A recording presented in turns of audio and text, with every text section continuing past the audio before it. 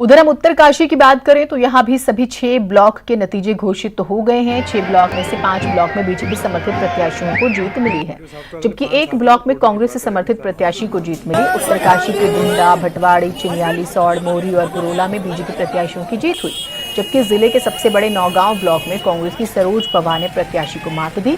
यमुनोत्री से बीजेपी विधायक केदार सिंह रावत के भतीजे अरविंद रावत को 10 वोटों से हार मिली, जो बीजेपी के लिए बड़ा झटका है। इसके अलावा मोरी ब्लॉक में बीजेपी के बचन पवार, पुरोला में बीजेपी की रीता पवार पहले ही निर्विरोध प्रमुख चुनी गई।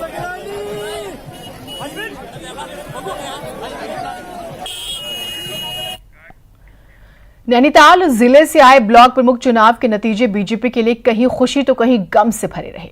ब्लॉक प्रमुख की 8 सीटों में से 4 पर बीजेपी और 4 पर निर्दलीय प्रत्याशियों ने जीत दर्ज की है, जिसके बाद बीजेपी कार्यकर्ताओं ने पटाखों के साथ जीत का जश्न मनाया। हल्द्वानी से रूपा देवी, भीमताल से हरीश बिष्ट, रामनगर से रेखा देवी और धारी से आशा रानी बीजेपी के ब्लॉक प्रमुख बने, जबकि रामगढ़ से बीजेपी की बागी पुष्पा नेगी, बेतालघाट से आनंदी देवी और कोटाबाग से बीजेपी के रवि कन्याल निर्दलीय प्रत्याशी के तौर पर ब्लॉक प्रमुख बने।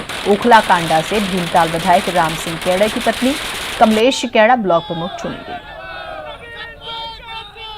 जो भी कमी होगी मैं इसको पूरा करूंगी और बीजेपी के धन्यवाद करती हूं और अपने परिवार, मेरे जितने भी पार्टी हैं, मेरे भारतीय जनता पार्टी, उनका दिल से आभार व्यक्त करती हूं।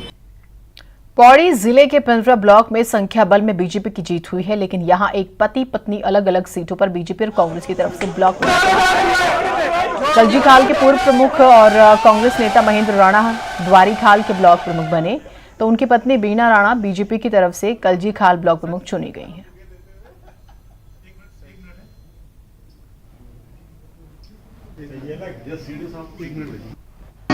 मेरे को पहली बार कलजीखाल में प्रमुख का वो मिला है, तो मैं अच्छा वो करना चाहूँगी, विकास कार्य करना चाहूँगी, पहले से और अच्छा करना चाहूँगी। मैं आप लोगों को इतना विश्वास दिलाता हूँ कि अब द्वारीखाल में उनका बेटा, उनका भाई, उनका परिवार का सदस्य आ गया है और हर कोने पे विकास होगा।